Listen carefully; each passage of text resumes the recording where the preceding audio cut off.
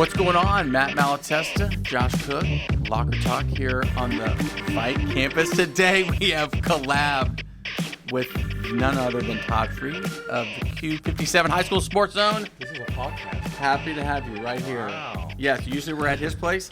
We brought him to our Are you place. supposed to bring your own iPod? Is that what No, a podcast I mean, is? I didn't know. You don't need that. Okay. You don't need that yet. So, okay. We're just going to talk generalities. I mean, as it relates to the high school space in the city of Houston. But first, we got to really talk about this high school season as it wraps up. What was your thoughts about high points, low points? What was your general takeaways from the 2018-19 high school sporting season? Well, the high point in football, obviously, it's North Shore, the Hail Mary. Right. You know, that's one of the high points of all time in Houston high school football history. Mm-hmm. So that's an easy one. That was a great day, though. We had 3 teams in the state finals over that 2-day period. Unfortunately, Shadow Creek and Marshall didn't get it, but North Shore did. So that was to me the high point because that's a team deal. That was just incredible. Of course, everybody's talking right now, more currently, about Matthew Bowling and what he's done at Strake Jesuit, national record, and he's still doing it this summer. So those are your 2 big headline stories with a great bunch of stuff in between. So I'm going to take people back. Okay. This is a history lesson that people are not going to know. But I love history. Todd, I don't even know what year it was, 07-ish? So right when things became viral, you happened to catch a video that was really the first ever viral video to come out of Houston, I would say. Yeah, Okay? that was lucky. Sam McGuffey. Right, go ahead and tell us. The leap seen around the world. So I send my cameraman to get the Cy-Fair game. Right. Well, he gets lost. He gets there late, and it's like 35-0 when he gets there. Cy-Fair's winning, and right. He's going to leave. And I say, and he calls me, and I say, well, just stay a little bit longer, you know. Maybe it was already third quarter. I think he got there late, mid-third quarter. So I was going to say, usually when you're at a football game getting highlights, you got 35-0, you leave. Right. And it was 35-0, I think. Might have been 35-6.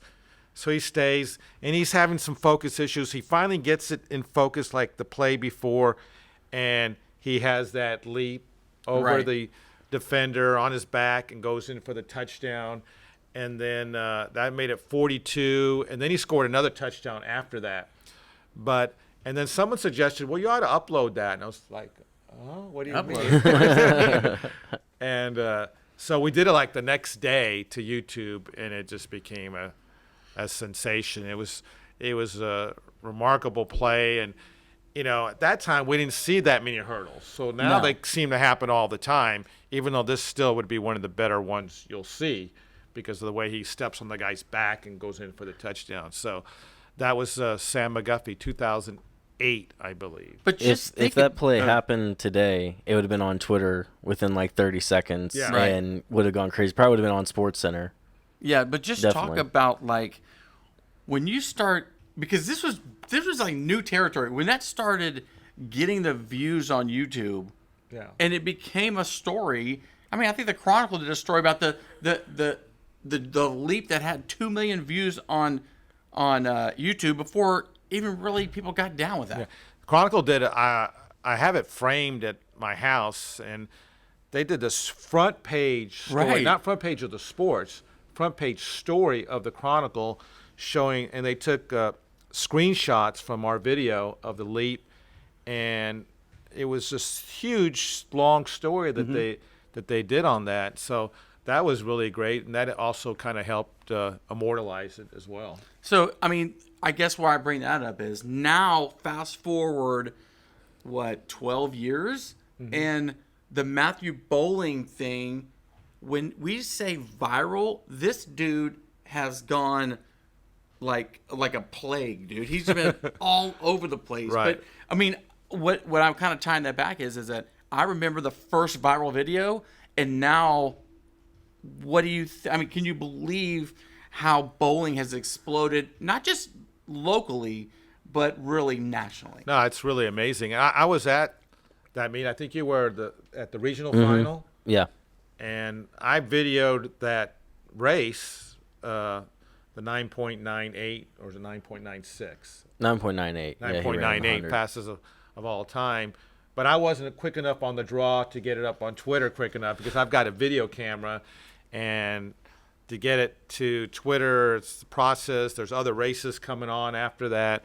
So it's really incredible that the way it's just gone nuts. Yeah. I don't know how to explain it, but well, it's like at the state meet when he started lining for the 100.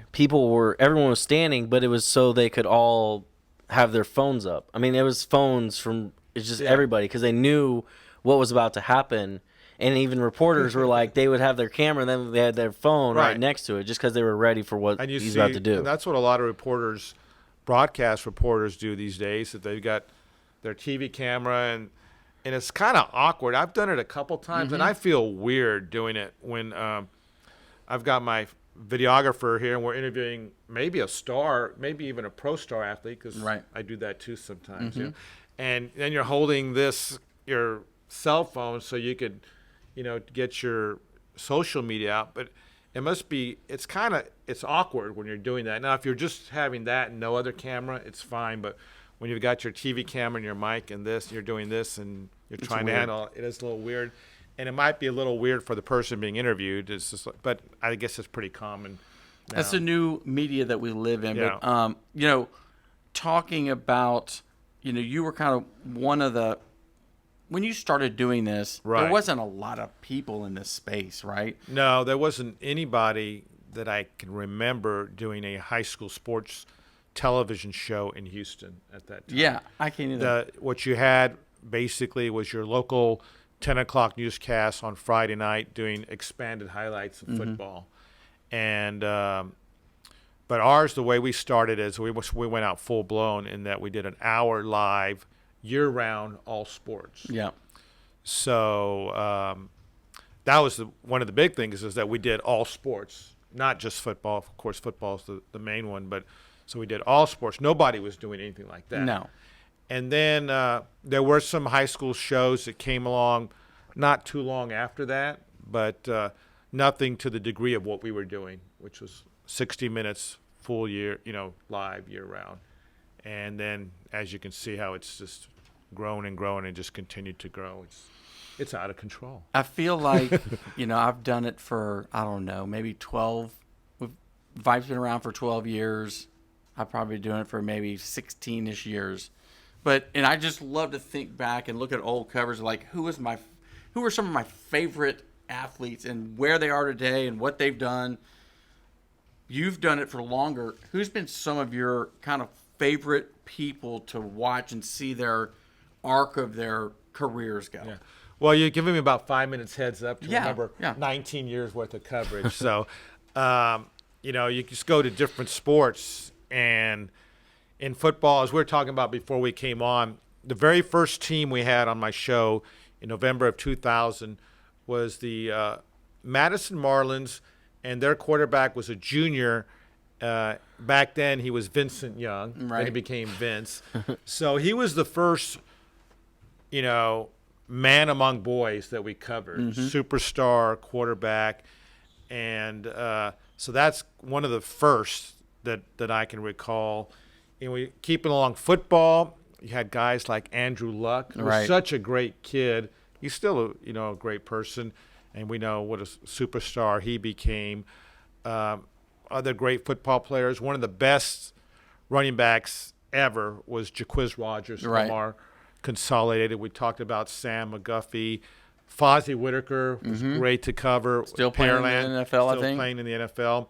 Trey Williams was one of my favorites. He carried a team that was no one even knew about all the way to the state championship, and they won it.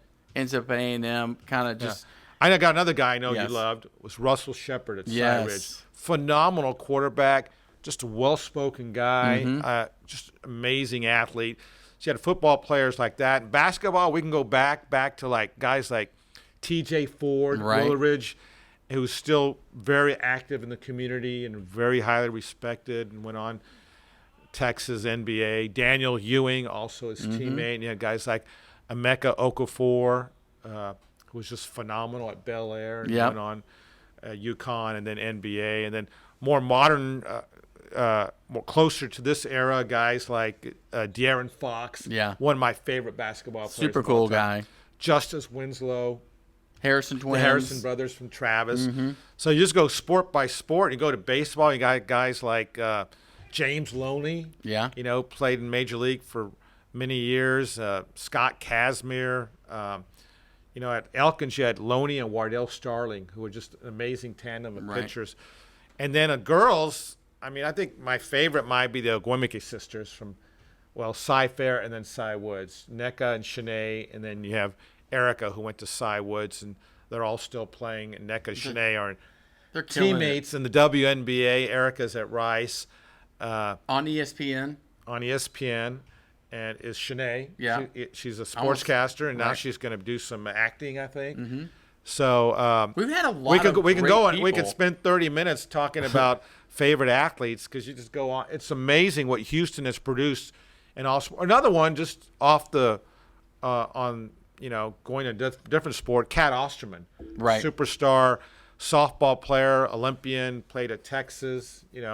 Brittany Griner, just what a dominant force she was at Nimitz. So people don't just realize that this is such a hub of kids that we see so early, and we're kind of their first media contact early in their careers, and then they end up going. Well, what's great about that, professional sports, and they remember that their high school coverage.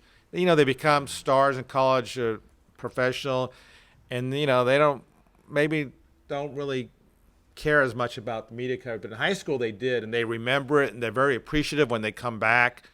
I had a great thing happen when the Super Bowl was here a couple of years ago, and they had media day at Minute Maid Park, and they had all the players up there, Brady and a few other guys, select guys for New England, and Danny Amendola was up there. And, there's a media horde, and they're on the loudspeaker at Minute Maid, and 1,000 people.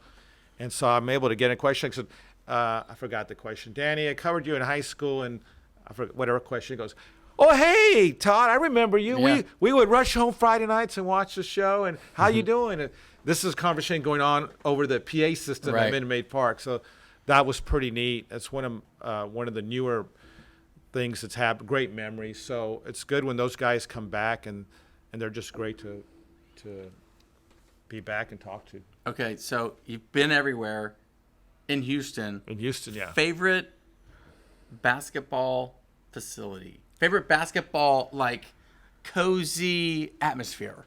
Ooh, that's a good one. You know what gym? It's not around anymore, but was a historic, great gym. Was like the old something you'd see in Hoosiers. Did you ever go to the Old Strake Jesuit? Yes. Very cool gym. That was a very cool gym. As for the gyms today, that's a tough question. There's so many great atmospheres. Most of the gyms. Give me a couple. I'm drawing Fort Ben's are pretty good.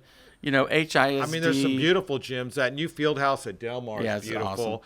Awesome. My favorite bigger arena, it's still just the way the coziness of it is the Campbell Center. Right. And I think that's because it's not too big. It's like if you're going to have a regional championship or something, it can hold the crowd that needs to fill up and just have a great atmosphere. As far as arenas in town, that's still one of my favorites. Football. What about football? Old spot, new spot. Old school, new school. There's so many new schools these I know, there's days. a lot of new schools. We have, everybody talks about the Legacy Stadium in Katy. That new stadium in Alvin ISD, Freedom Field. Yeah, that was really cool. Nice. The new stadium in Clear Lake is really nice. Challenger Columbia Stadium. Yeah, that's a really cool one. That's where they have the regional track and field meets. That's where Matthew Bowling ran his 9.98 fastest time in the history of high school track and field. Yeah, that thing creates a wind tunnel, too. Yeah. He had some good wind going on that one. But, hey, we're going to be opening the season at the new Spring ISD Stadium. I haven't seen it yet, so I'm looking forward to that one. But we have I remember when Galena Park ISD Stadium opened whatever it was, 10, 12, 14 years ago, we were like, ooh, ah. And now these new stadiums, they just totally surpass. That's still a great stadium. Great stadium. Barry Center's amazing. From an architectural standpoint, that's probably the most beautiful stadium to me maybe in the state. High school stadiums, just because of the architecture, and it has the building and that old kind of neat look to it. It looks like a college stadium, and I thought it always looked like Oklahoma State's, like just kind of the way the building is at the end. That's a stadium you walk in, you go, wow. Yeah. I mean, some of these newer stadiums are big, and you go, man, that's a big high school stadium. But as far as the feel and the look, I think that might be my favorite football stadium in Greater Houston. We shot at Del Mar again. This is the history that's come out of Del Mar. That's a great old stadium, too. It's right in the heart of the city. It's like a bowl. Yeah. So that's a really cool place. Yeah, I would put that as far as historic stadiums. That's going to be right up there, too. I do like the location. It's close to home. Yeah, it's close to you. We'll wrap up on this on maybe part 1 of Todd Freed because you're so good. You can do like part 10. 10 parts. Tell me, what sort of advice would you give somebody that's getting out of maybe journalism school or mass communications or whatever? What advice would you give somebody that's trying to, hang their plank in this world? Wow, that's a good question because times have changed so much. Hard-hitting questions. I know. Yeah, you're like almost a journalist. Yeah. That's a tough question, but, advice to any student would be get as much hands-on experience while you're in school, interning for VYPE or for KUBE57 or wherever you can get an internship. If you want to go into television, learn how to work a camera, especially if you want to be a sportscaster. Because even sportscasters here in Houston, including myself, we go out and film highlights. We go out and shoot interviews. It's not like, I'll get interns who like, hey, I want to go practice now. I want to practice. And they just want to practice their stand-up. Right. That's down the road. You got to practice. You got to learn how to write. I mean, whatever. If you're gonna be work for a publication, a television, radio, you got to learn how to write stories because you're gonna have to do blogs. You're gonna have to write, columns or whatever. So the writing skills is critical to me. You got to learn how to write the best you can. Get as much hands-on experience as you can while you're in school. And just be very aggressive about trying to find a spot and be willing to go somewhere, because you graduated in high school and graduated from college at UT, that doesn't mean you can't go start your career in Laredo or Corpus or something like that and work your way up the ladder. All right. Last question. You're the one-liner of one-liner kings. Give us your go-to one-liner. Ooh. You have a lot. You have a lot of them. My go-to one-liner for like players, just locations, locations, players, whatever. Well, I always have a play off the last names. I haven't done that as much lately. Dude, what are you talking about, bro? You're like, you can't catch up. We're inclined to go to Klein. We're inclined to go to Klein. I even know that. You can't catch up with Ketchum. There was J.J. Ketchum. Gosh. Exactly. So many. There's so many. I think we should save that for the part ranch. 2. Yeah. You always not another ordinary day. Not another ordinary day at the ranch. Yeah. Especially when you have Cinco Ranch and Cy Ranch playing each other.